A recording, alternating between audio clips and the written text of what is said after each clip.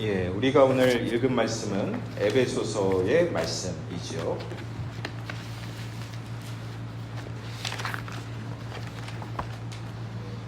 자, 오늘 우리 서번트 교회의 첫 예배입니다. 첫 예배, 첫 헌신, 첫 마음. 아무리 중요하게 강조를 해도 부족함이 없는 것입니다. 여러분들이 이렇게 첫 역사에 저희 입장에서는 이렇게 예배에 참석해 주시고 하나님의 은혜를 함께 나누게 된 것을 대단히 감사드립니다. 우리 서번트 교회는 아까도 제가 광고 시간에 말씀드렸던 것처럼 애틀란타 지역에 있는 섬기는 교회에 교회가 교회를 낳는 교회라는 비전을 가지고 우리 뉴저지에 파송된 교회입니다. 그런데 교회가 교회를 낳는다라는 것은 이 소비주의 사회 안에서 교회 건물을 확장하고 그리고 교회 건물을 늘리는 것이 아니라 오히려 우리가 하나님 나라를 선포하고 복음을 전하는 교회 공동체가 된다는 의미입니다. 오늘 애틀란타 섬기는 교회에서 방문하신 우리 집사님 가정이 있는데요. 제가 때로는 우리 애틀란타 성도들에게 이렇게 이야기를 합니다. 주를 섬겨 금식하며 바울과 바나바를 따로 세운 교회가 어디일까요?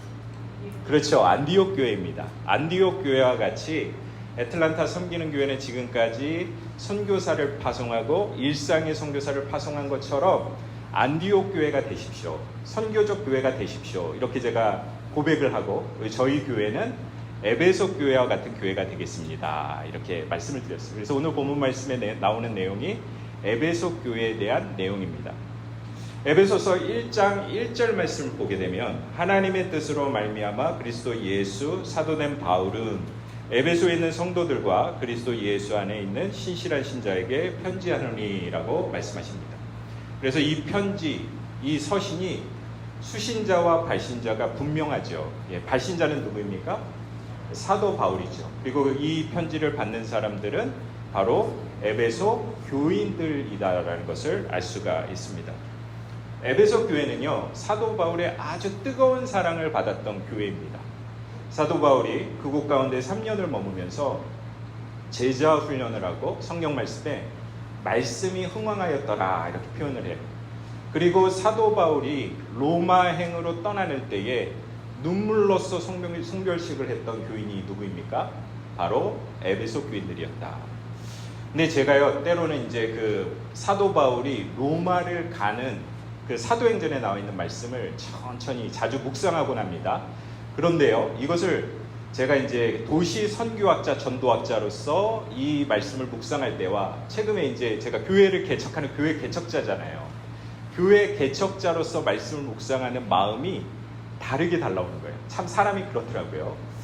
도시 선교학자로서는 물론 이제 바울이 고난과 역경과 어려움을 경험하지만 이 에베소라고 하는 도시도 크지만 로마라고 하는 도시는 그 당시에 그레코 로만 컬처에서 최고의 도시지 않습니까? 지금의 이제 뉴욕과 같은 그런 도시입니다. 그런 도시에 가서 복음을 전하는 것은 고난과 역경 가운데 있지만 큰 영광이다. 큰 대도시에서 복음을 전하는 게 참 훌륭한 일이다. 이렇게 제가 이제 묵상도 했고 그리고 신학교에서 학생들에게 강의도 했습니다. 그런데요, 제가 이제 개척자가 되니까 이 바울의 마음을 조금이라도 이해가 되더라고요. 이 바울이 정말 사랑했던 사람, 사랑했던 교회, 그리고 익숙한 것들을 다 내버려 두고 떠나지 않습니까? 그리고 그 떠나는 그 마음, 그리고 떠나는데 자유의 몸이 아니라 어떤 몸이었죠? 죄수의 몸으로 끌려가는 바울의 심정. 그런데 여러분, 제가 죄수가 됐다라는 것이 아닙니다.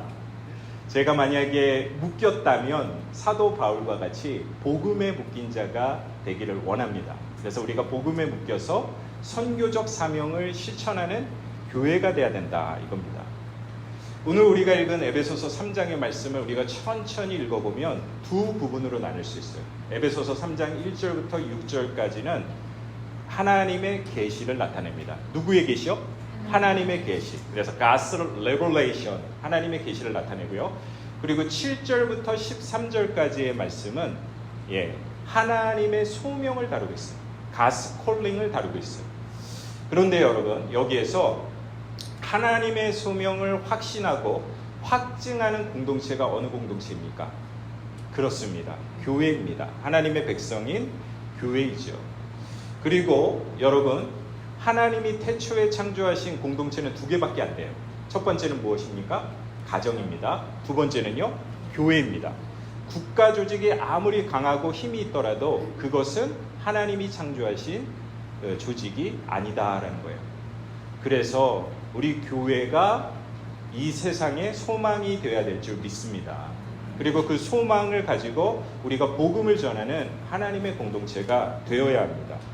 그래서 오늘 우리가 본문 말씀의 에베소의 말씀을 통하여, 그리고 에베소 교회를 통하여 이제 처음 시작하는 서번트 교회가 어떠한 비전을 가지고 나아가야 될 것인가, 그리고 선교적 소명을 성취하기 위한, 그리고 그것을 소명을 성취하고 싶은 바로 저와 여러분이 어떠한 마음을 가지고 나가야 될 것인가에 대한 말씀을 나누고자 합니다. 첫 번째는요, 우리는 복음을 전하며 선교적 사명을 성취해야 합니다. 무엇을 전해야 된다고요? 복음을 전해야 돼요. 복음을. 애틀란타 섬기는 교회론의 핵심은요, 성경에 있습니다. 성경을 통한 성경적인 교회론이에요. 그런데 성경 66권 가운데 에베소서를 초점을 맞춰요. 에베소서의 교회론이 바로 섬기는 교회 교회론이다. 섬기는 교회 담임 목사님이신 안선홍 목사님은 이 에베소서를 가장 잘 해석하는 설교자 중에 한 명입니다. 이 에베소서에서는요, 특히 오늘 우리가 3장 1절부터 10절까지 읽었던 말씀 중에서 키워드가 두 개가 있습니다. 몇 개가 있다고요? 두 개가 있어요. 하나는 비밀이라는 단어예요. 비밀. 비밀이라는 단어는 헬라어로 미스테리온이라는 단어입니다. 그래서 비밀이라는 단어는 1장에서 10장 사이에 3번이 나오는데 3절과 4절과 9절에 나와요. 그리고 두 번째 키워드는 한번 따라해 보십시오. 복음. 복음입니다. 복음은 6절과 9절에 나옵니다.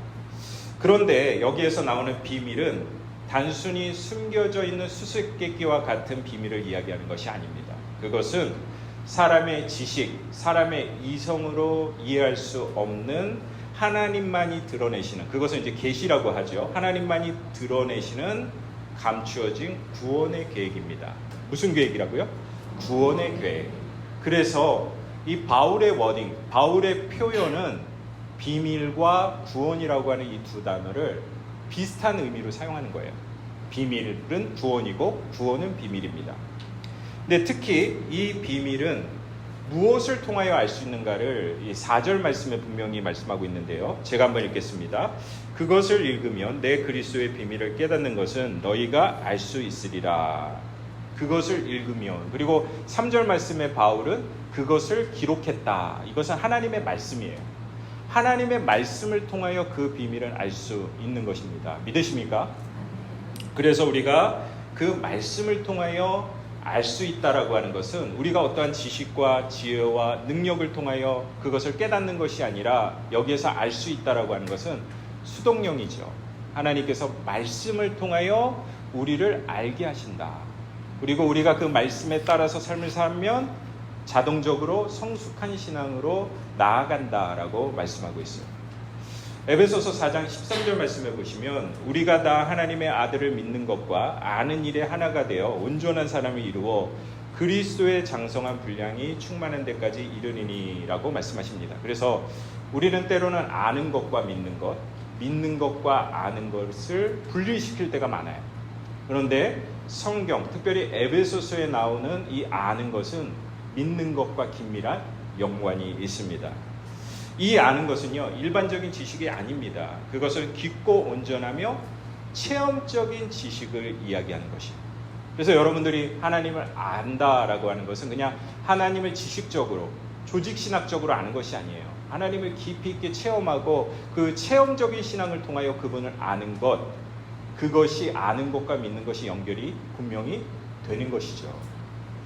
그래서 하나님의 말씀을 통하여 그분은 스스로를 드러내십니다. 우리가 그분의 구원의 신비를 알기 위해서는 무엇을 알아야 된다는 거죠? 하나님의 말씀을 알아야 돼요. 그래서 이제 우리 서번트 교회는 이제 시작하면서 가장 먼저 시작한 것은 Back to the Basic, 말씀으로 돌아가야 된다라고 해서 SBS, 예, 다시 한번 광고를 드립니다. 선교적 모세오 경읽기. 선교적 관점에서 이 창세기부터 신명기까지의 그 말씀을 깊이 있게 우리가 함께 나누는 거예요. 그리고 여러분들이 모세오경을 다 읽어야 됩니다. 이 강좌에서는. 뿐만 아니라 이제 앞으로 창세기부터 요한계시록까지 66권의 말씀을 우리가 같이 공부하고 적용하는 시간을 가질 거예요. 왜냐하면 그 비밀을 아는 것, 무엇을 통하여 아는 것이죠? 바로 하나님의 말씀을 통하여 안다. 그리고 하나님께서는요, 그 비밀을 무엇으로 드러내시냐고 말씀을 하셨냐면, 한번 따라해 보십시오. 창조를 통하여 드러내신다. 9절 말씀 한번 보십시오. 9절. 제가 한번 읽겠습니다. 9절. 영원부터 만물을 창조하신 하나님 속에 감추어졌던 비밀의 경륜이 어떠한 것을 드러내게 하려 하심이니라 라고 말씀하십니다. 여기에서 창조를 통하여 드러내신다라고 말씀하세요. 비밀의 경륜을 계시하신다, 드러내신다. 그런데 여러분, 시간과 장소, 그리고 우리가 믿는 자나 믿지 않는 자나 누구나 우리가 하나님의 그 계시를 느낄 수 있어요. 그것이 보편 계시라고 이야기합니다. 그리고 또 한 표현은 일반 계시라고 해요. 일반 계시의 보편적인 그 특징은 뭡니까? 예, 맞습니다, 집사님. 창조입니다. 창조물이에요. 그런데 여러분 이런 질문을 할 수 있겠죠. 아니, 창조와 구원, 믿음과 무슨 상관이냐? 저는 개인적인 신앙을 통하여 그것을 느꼈습니다. 제가 예수님을 모를 때에는요, 창조가 아무런 감흥이 없었어요. 근데 제가 예수님을 만났던 고등학교 시절에 정말 뜨겁게 기도하는 가운데 제가 죄인인 것을 깨닫게 됩니다. 그리고 예수 그리스도가 나의 구주라는 것을 깨닫게 돼요. 그 십자가가 나의 삶의 중심이라는 것을 깨닫게 됐습니다. 그것을 이제 우리가 컨버전이라고 하죠. 회심했다. 회심을 하니까는요, 와, 성령의 내주하심을 느끼게 돼요. 그래서 그 마음의 기쁨이 충만합니다. 예, 은혜가 넘쳐요. 그리고 저는요, 10분을 기도한 것 같은데 7시간, 8시간이 지났더라고요. 그래서 나중에 이제 그때는 잘 몰랐는데 그게 상대적인 시간, 카이로스의 시간을 경험한 거죠. 그리고 아침에 이제 기도를 하고 똑같은 아침이에요. 그 전날과 똑같은 아침인데 그날은 정말 특별한 그 하루였어요.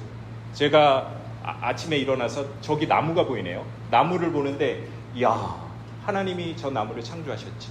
새들을 보는데 저 새들을 하나님이 창조하셨지. 그리고 심지어는 저희 교회에 이제 친구 있잖아요. 못난이 친구가 하나 있었어요. 근데 그 친구를 바라보는데도 그 친구도 하나님이 창조하셨지라고 하는, 하나님이 창조하신 그 창조물이 자연스럽게 사랑하게 된다라는 거예요. 그래서 이것은 복음과 일반 계시와 복음과의 개인적인 제 체험을 통하여 연결된다라는 것을 느끼게 됩니다. 6절 말씀해 보시면, 이는 이방인들이 복음으로 말미암아 그리스도 예수 안에 함께 상속한 자가 되리라라고 말씀하십니다. 그리스도 안에서라고 하는 단어, 너무 중요한 단어죠. 영어로는 in Christ, 그리고 그리거로는 en Christo라고 하는 단어인데요. 이 단어가 에베소서 1장부터 6장까지 무려 36회가 나옵니다. 바울 서신으로 확대하면 이 표현은 160회 정도 나오는데요. 바로 22% 에베소서에서 나오는 거예요. 그만큼 에베소서에서는 핵심 단어가 무엇입니까? 그리스도 안에서.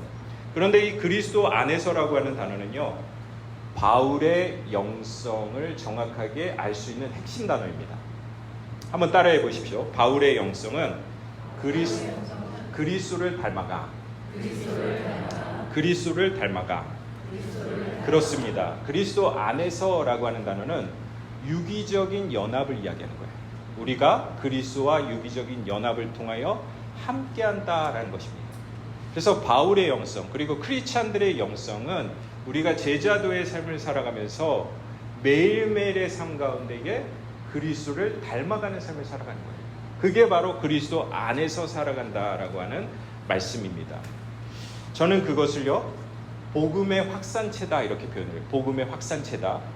한번 따라해 보십시오. 우리가 그리스도를 따르는 삶을 살면 복음의 확산체가 됩니다. 그렇지 않겠습니까? 우리가 저절로 그리스도를 닮은 삶, 그리스도 안에서 살아가는 삶, 그런 삶을 살아가면 저절로 복음의 확산체가 됩니다.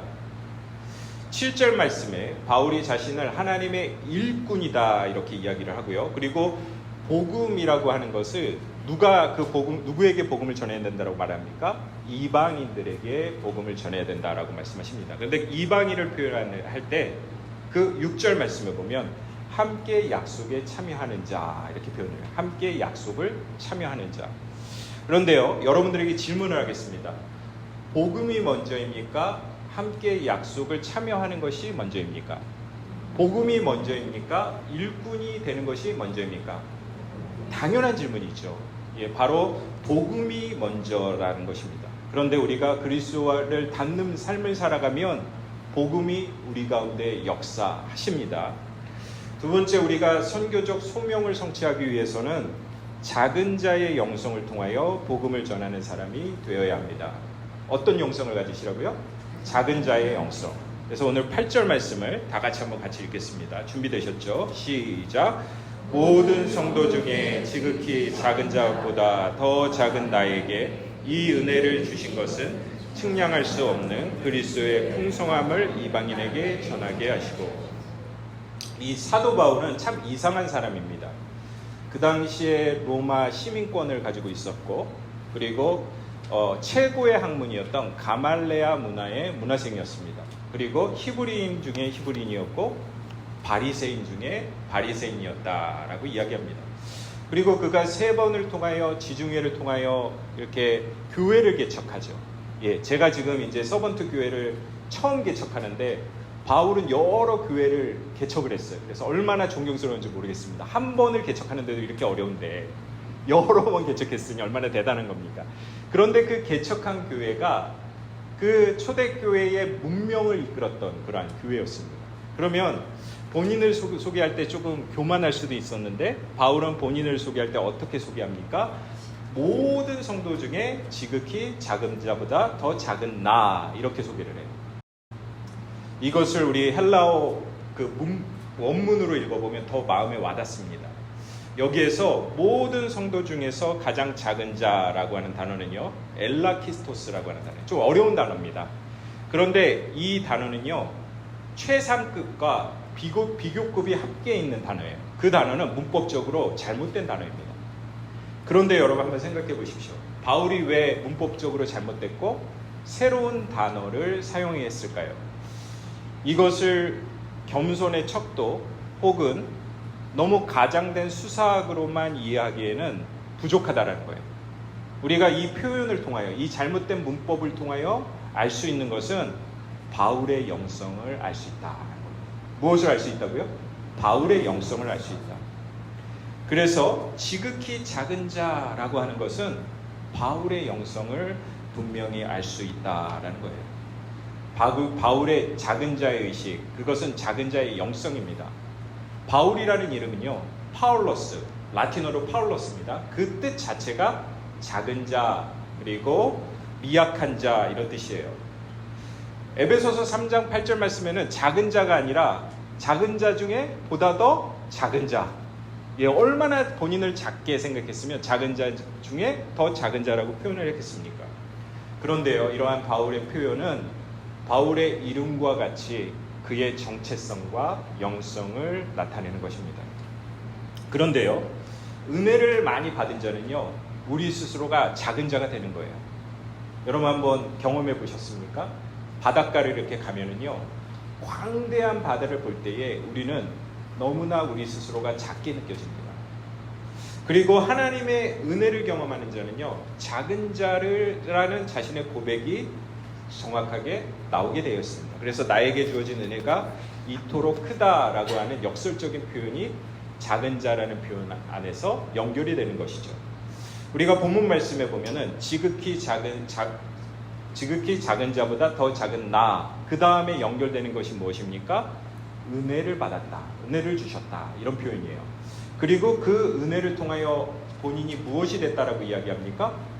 복음을 전하는 자가 되었다. 이것이 바로 사도 바울의 방정식이에요. 그리고 하나님 나라의 방정식이에요. 작은 자가 되고, 그리고 하나님의 은혜를 받았고, 그리고 복음을 전하는 자가 되었다. 이게 하나님 나라의 방정식이다라는 것이죠.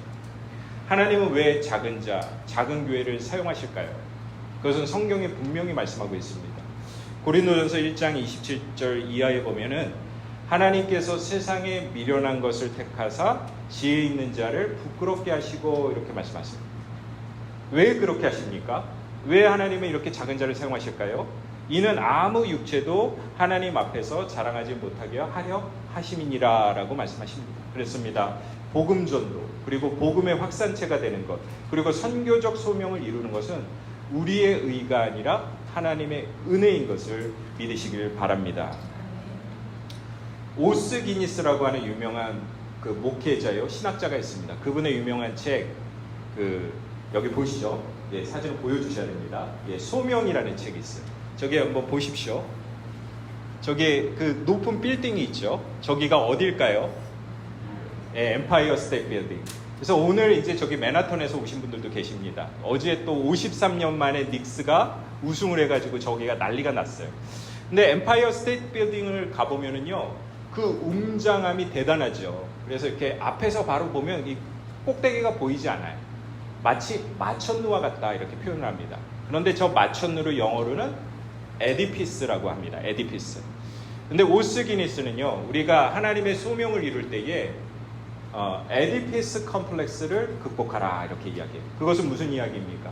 뭔가를 큰 소명을 이루려고 하는 것, 큰 것을 이루려고 하는 컴플렉스를 극복하고 작은 자의 영성을 통하여 작은 소명이라도 하나님이 원하시는 것을 이루어야 된다라고 말씀하시는 것입니다. 빌립보서 2장 7절 말씀에 보면 오히려 자기를 비워 종의 형체를 가지사 사람들과 같이 되셨고 라고 말씀하십니다. 이렇게 자기를 비워 작은 자의 영성을 통하여 사도 바울은 하나님의 복음의 확산체로 살아가는 하나님의 일꾼으로 살아가는 것을 보게 됩니다. 그래서 우리의 삶도 우리가 작은 자의 영성을 초점을 맞춰야 될 줄 믿습니다. 세 번째, 결국 우리가 선교적 소명은 교회를 통하여 이루어집니다. 무엇을 통하여 이루어진다고요?